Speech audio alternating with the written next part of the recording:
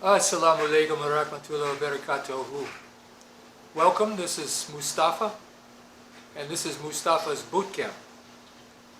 Now, this video actually should have been part of the introduction, but I didn't want to make the introduction too long because you'd lose interest into it. But this is going to be on building a library, the books that are necessary, sort of, and you really ought to have them in some form or another, either on digital or either in hard copy like I got. Now, the first book I say that you should have is a good Quran.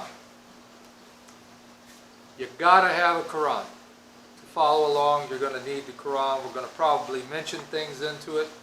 It would be really good if you could get King Fahd Quran and another one that has a brief commentary into it. Some words about each surah, about each ayah. So you got to have a Quran. That's essential. Got to have it. The second book that I suggest you get is the Bible. Now, this is a hefty Bible. This is a Dake's Bible. This is a fundamentalist Bible right here. This is the kind they carry up to the. It's about 40 pounds is what it feels like. It's really heavy. But it's got a concordance, it's got some large print, and it's got Old and New Testaments and a whole lot of study notes and stuff. So when you look at it, I mean, you just look through it, it's quite extensive. I mean, you got all of Christian fundamentalist doctrine here. You got dispensations, timelines for dispensations, you know, and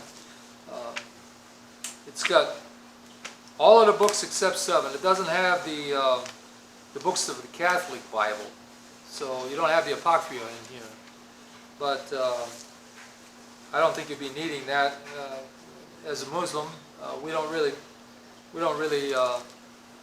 deal too much in that area. We say the books of the Bible, and that would be the Torah, the Psalms, the Injil, the Gospel, and maybe there's another one. It might be Proverbs, I'm not sure, but anyway, those would be the books that we would be dealing with primarily. So this is a heavy Bible. By the way, you know, it doesn't take a lot of money to get these books. This book right here is probably, it's bonded leather. This book was probably, I'd say about $60, $70, $80 maybe. And I got it in the Goodwill, believe it or not, for $2 because it's not considered hardcover. The leather cover, flexible, bendable, it's not considered hardcover. I got it for $2, and it's like new. It's not all marked up, so you can get some real buys on this stuff. And I'm not saying to you go out and spend a lot of money and get all these books and buy a lot of books. I'm not saying do that, because you can look around and you can get books really cheap today. I'm surprised they're even still printing books. Everything is just about gone digital or ebook or something. But you gotta have that. Along that line,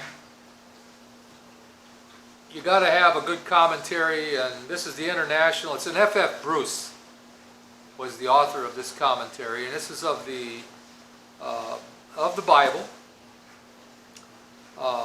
Old and New. It's not really extensive. So, you know, here's one. There's another one called Matthew Henry. Now, Matthew Henry, I think, was published at one time in a 4-volume set, and I got a big clunker that's 1 volume, and it's about that thick, you know. So everything is big and heavy, but it has a lot of comments on a lot of the verses of the Bible. You really got to have that. Remember, the Bible was written in Koine Greek, translated to English. Some of the translations, and you know yourself, are very different. changing doctrine, I'd say that probably they don't change a whole lot of doctrine, but wording and readability, I think that's the word we're going to probably look with. Readability is a lot different. So F.F. Bruce, that's a good one. You might find out. And by the way, once again, I found this in the Goodwill. And nothing wrong with Goodwill books. I mean, there's no markings in it. Nowhere. Nothing at all. And nice book. Another one, going to go with the King James Bible or any Bible that's not a real modern translation. You got to get yourself a desk dictionary. You know, look up some of these words because, you know, I've been to college. I've been to seminary. There's words that are used in there. Some of the words are archaic words. The meanings have been changed slightly from what we have today. There's different words in there. And if you're not fluent in English, if English is not your first language, I suggest you get this because you're going to have to look up words if you don't have a big vocabulary. Okay, got to have a dictionary. Now, here's something. Here's another. Remember I said the other Bible, that 40-pounder there, had a concordance? Well, this is a concordance here. And this is probably one of the best ones. This is Strong's. Strong's uses a numbering system, and they take each word in the New Testament and number it, and you can look that word up in Vine's dictionary, and you can see the Greek meaning. Now, it's a way to do a word study, a basic word study. You'll want that as part of it. That's Strong's. Concordance of every word. You can get them for the NIV, King James Version, Revised Version. There's different ones. There's different ones. Keep that in mind.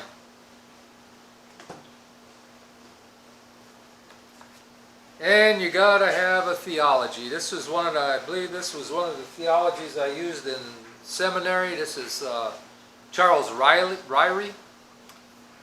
And it's a good one. He was, I think he was a professor at Dallas Theological Seminary. Now, Dallas Theological Seminary is a Southern Baptist seminary. So, stuff in here is pretty pro-Baptist. Differs somewhat with doctrines of Calvinism and some other things that you might run along with Christianity. But this covers a lot of the basic theology. It'll cover Scripture. It'll cover God, the doctrine of God. It'll cover soteriology, you know, salvation. It'll cover ecclesiology, the church. It'll cover all these big words. And I think you should have one of these. You should have access to it at least, somehow or another. Now, I want to tell you something. You can get a lot of these things on computer program, and they'll have a whole library of these books, and it'll be the books pretty much that I'm showing you. But you can get it on computer, or you can get it on your phone. A lot of these books, I think you can get through Google Play Store. You may have to pay a few dollars for them or whatever, but it's a very good resource, and you should really investigate that. In fact, you can get everything. You can get the Bible, you can get the Quran, you can get just about everything from Google Play Store if you want to search around for it. And some things will cost you a little bit, some things will be free. Now, what I did notice about some of the freer Bibles is that there's a lot of ads. You might not like the ads that come up, and they come up. And you're paying, you know, they're giving it to you free, and they're trying to sell you something, and that's why they're giving it to you. But you can pay a little bit, have the ads removed. Some of them will work, like I said, with Strong's and Vines, and do word studies. A lot of options there, so check into that. Here's another one. This is Bible Dictionary. Now, all these books are kind of heavy, right? This one is Merle Unger. Now, it's pretty strong conservative.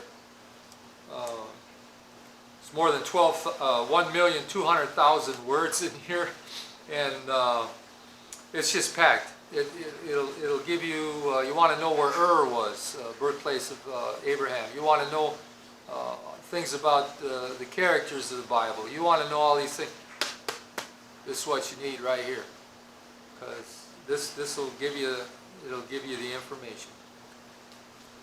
Now, I got another theological book. This is not one that I used in the seminary, but one that I did use for reference, and it's a pretty good one. It's Erickson, Christian Theology, and it's published by Baker. Real good. The same thing. I also got one from Moody Press, which is an ultra, fundamentalist one. That would be from Moody. But this one will go over the same thing. They may call things a little different. It might be the study of God instead of, phrased a certain way. But it's pretty much the same.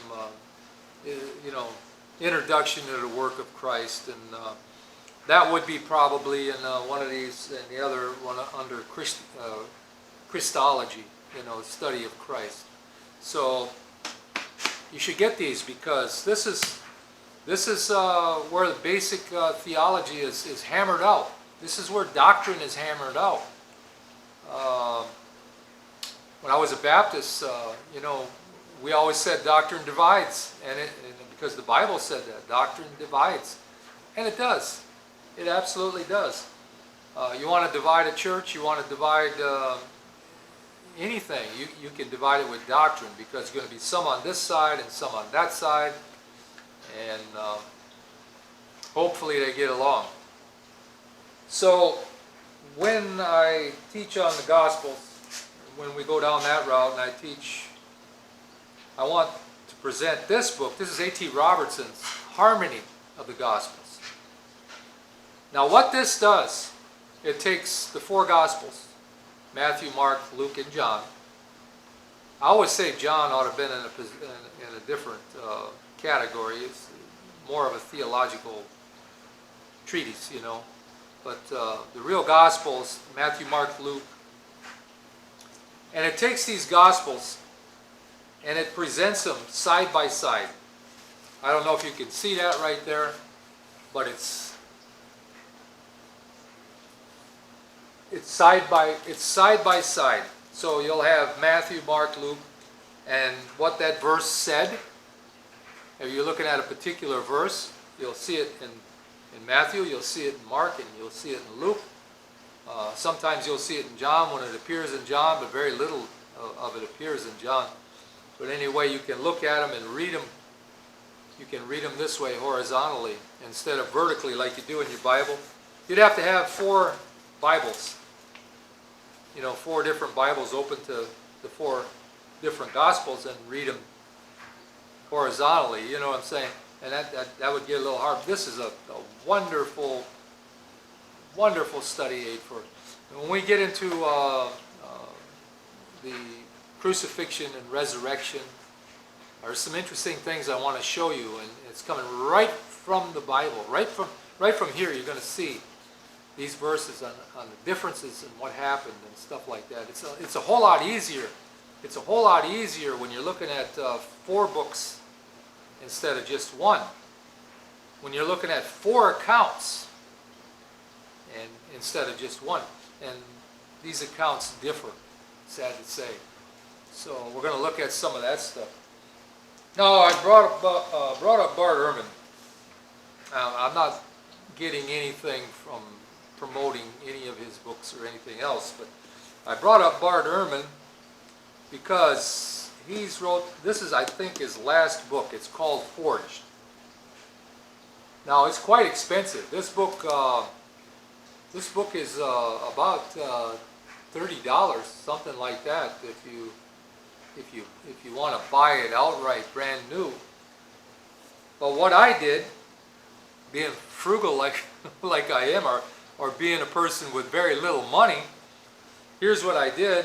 is I took, and I went to Goodwill.com or something. No, I got this from Amazon. I'm sorry. I got this from Amazon, and I got it in the used. You know, Amazon always offers the new, and then they offer a used selection, and you can choose from that selection. And it showed in good, and it said some marking, but some marking was a lot of marking. I mean, the guy that marked this right here, he thought everything was important. Good book. I'd say read it. It gives you a lot of information. It gives you a lot of information on the formation of the Bible. It gives, you know, the inspiration of the Bible. And I got it because I'm interested in the Gospels, and I've been studying and teaching about the Gospels for probably 30-some years, you know. So that's the reason I bought that book, and it's one of the newer ones that's out. Bart Ehrman is a scholar, and he teaches at Chapel Hill, and I think he teaches in the religious department. I think he's teaching Bible or something in Chapel Hill, but he's got a number of books. I mean, there's got to be like maybe 20 books, and he's done, oh man, just many debates. Sad to say, Bart Ehrman was a fundamentalist at one time. Just give you a little background on this guy, so you know if you want to buy this book or not. But he used to be a fundamentalist, and he went to Moody Bible College, and he went to seminary, and he studied under Metzger, which was one of the Greek scholars of the day. I think that was at Princeton, and got a degree from there in New Testament, and he has changed his views since that time. Now, I've seen him where he said he was an agnostic, which if you say, I think he said he was an agnostic. Don't quote me on that, but I think he said he was an agnostic, and which means that you believe there is a God, but you just don't believe all the stuff that they're teaching about this God. All right, he took that position. And then I heard that he took the atheist position, where there is no God.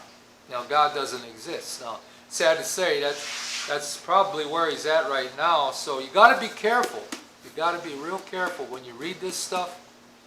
Be real careful, because you're reading stuff from a guy who's not believing that God exists. Now, is there information that you can glean in there?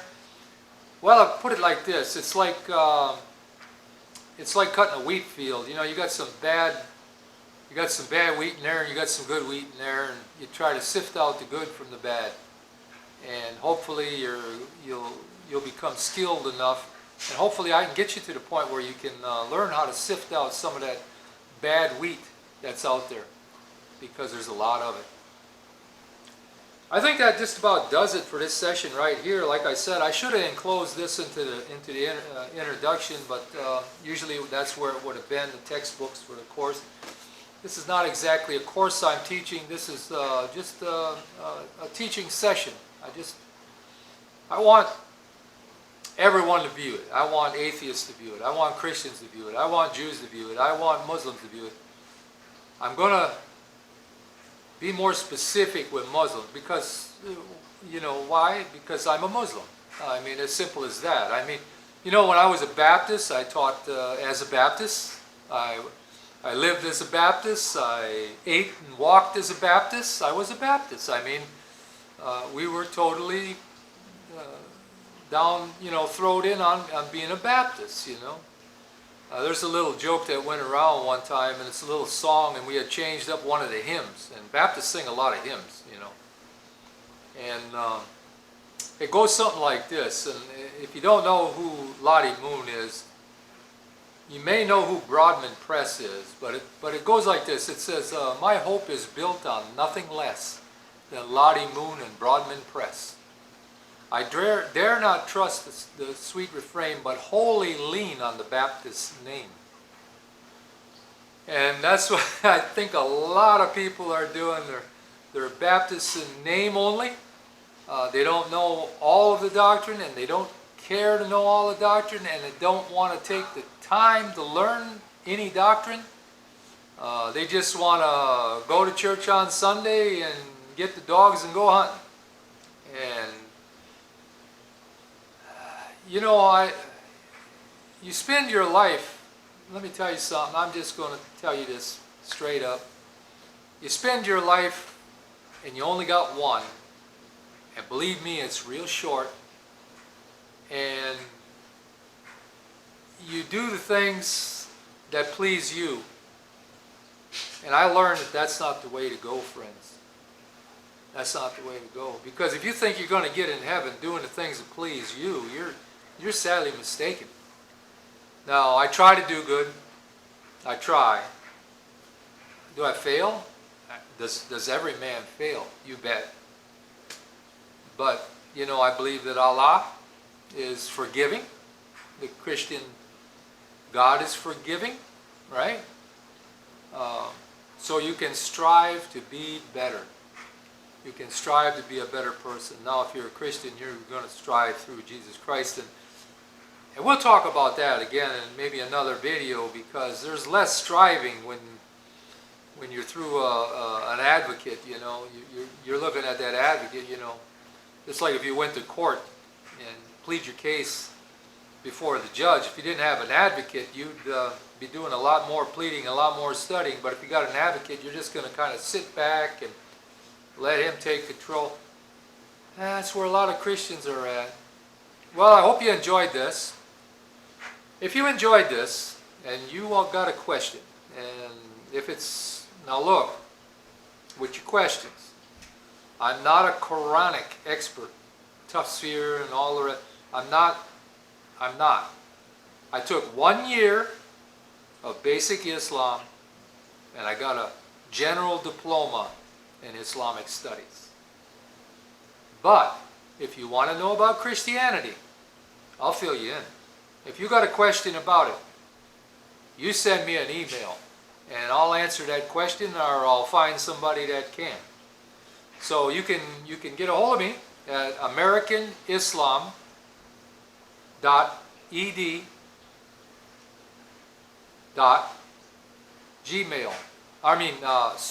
yahoo.com. And I should be able to get your email that way. That's americanislam.ed@gmail.com. Thanks a lot, brothers and sisters. I hope God keeps you safe from the pandemic, and I hope you're watchful and mindful, and I hope you're diligent. I hope you all progress in your studies. I hope that you become scholars in whatever faith you have. And if you don't have a faith, I hope you become informed, that you know exactly what the rest of us are believing, okay? Assalamu alaikum. Peace and blessings to you, and we'll catch you again on the next session.